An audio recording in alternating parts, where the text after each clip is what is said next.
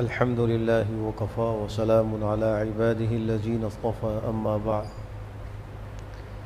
فعن سلمة رضي الله عنها قالت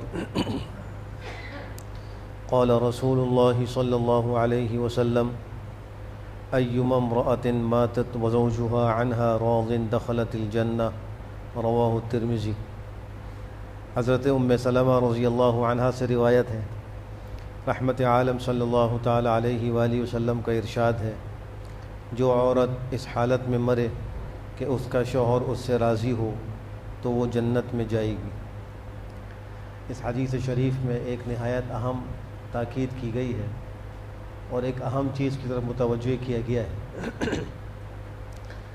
بات دراصل یہ ہے کہ ایک پاکیزہ معاشرے کو تشکیل دینے کے لیے ایک اچھے اور عمدہ خاندانی نظام کی ضرورت ہے۔ جب خاندانی اور گھر کا نظام اچھا اور عمدہ ہو تو اس کی وجہ سے پاکیزہ اور عمدہ معاشرہ تشکیل پاتا ہے۔ اگر گھر کا نظام ہی ٹھیک نہ ہو تو پھر معاشرہ بھی پاکیزہ اور ٹھیک نہیں ہو پاتا، کیونکہ معاشرہ تو انہی گھروں کے ملنے سے بنتا ہے۔ اس حدیث میں فرمایا جا رہا ہے کہ جو عورت ایسی ہو کہ اس کا شوہر اس سے راضی ہو، تو اس سے شوہر کی فضیلت اور اہمیت کی طرف اشارہ ہے کہ شوہر کی ایسی فضیلت ہے کہ اگر وہ بیوی سے راضی ہو تو وہ جنت میں داخل ہو جائے گی۔ ایک حدیث میں آپ نے فرمایا کہ اگر میں اللہ کے سوا کسی کو سجدہ کرنے کا حکم دیتا اور یہ جائز ہوتا تو میں بیوی کو کہتا کہ شوہر کو سجدہ کر، لیکن چونکہ غیر اللہ کو سجدہ کرنا جائز نہیں، اس لیے اس کی اجازت نہیں ہے۔ اگر بالفرض جائز ہوتا تو کسی اور کو یہ حکم نہیں تھا، یعنی کوئی شاگرد استاذ کو سجدہ کرے یہ حکم نہیں، کوئی بیٹا باپ کو سجدہ کرے یہ بھی حکم نہیں، بلکہ فرمایا کہ میں اجازت اس کی دیتا کہ بیوی شوہر کو سجدہ کرے۔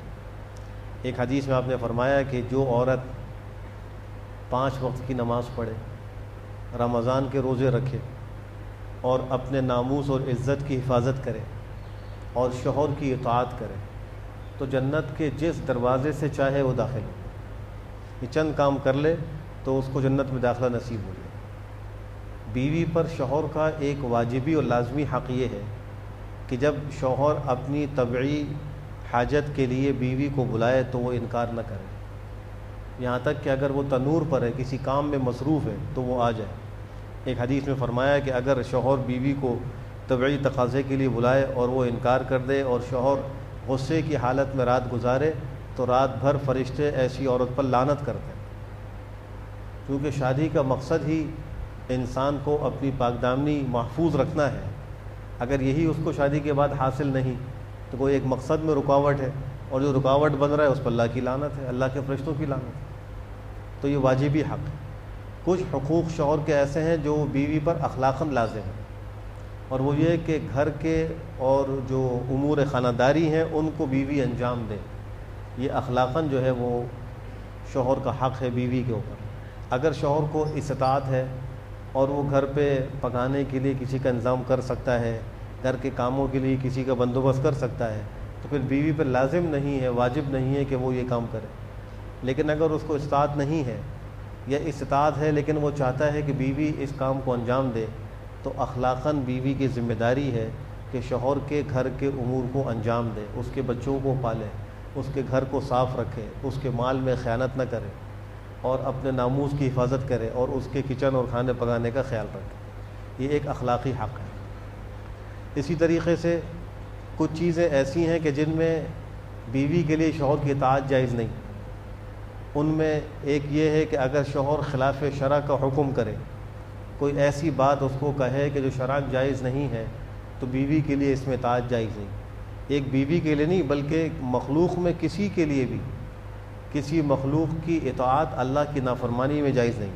لا طاعۃ لمخلوق فی معصیۃ الخالق، اللہ کی نافرمانی میں کسی کی بات ماننا جائز نہیں۔ بیوی کو بھی یہی حکم ہے۔ کچھ چیزیں ایسی ہوتی ہیں کہ وہ خلاف شرع تو نہیں ہوتی، لیکن شوہر کو اس میں مطالبے کا حق نہیں ہے۔ البتہ شوہر اسے مشورہ دے سکتا ہے، وہ ہے بیوی کی املاک اور اس کی اپنی ملکیت کی چیزیں۔ بیوی جن چیزوں کی مالک ہو ان میں شوہر کو مطالبے کا حق نہیں۔ وہ یہ نہیں کہہ سکتا کہ تم اپنی ملکیت میں سے ایسے ایسے کرو، مجھے اتنا دو، یا تمہیں میراث میں جتنا حق مل رہا ہے تم وہ مجھے دو، لے کر آؤ، یا بیوی کو مجبور کرے کہ تم اپنے والد کی میراث کا مطالبہ کرو، تو شوہر یہ کام نہیں کر سکتا، اس کا اس کو حق نہیں ہے۔ البتہ مشورہ دے سکتا ہے، اور مشورہ مناسب ہو تو بیوی کو مان لینا چاہیے۔ بہت سے گھروں میں اس بات پہ جھگڑا ہوتا ہے کہ شوہر بیوی کو کہتا ہے کہ تم اپنی باپ کی میراث لے کر کیوں نہیں آتی، اور اس پہ ظلم و ستم کا بازار گرم کرتا ہے۔ تو یاد رکھیے شوہر کو اس کا کوئی حق نہیں، بیوی کو اپنی ملکیت میں تصرف کا پورا حق حاصل ہے۔ اللہ سبحانہ و تعالی ہم سب کو اپنے اپنے حقوق ادا کرنے کی توفیق نصیب فرمائے۔ الحمدللہ رب العالمین۔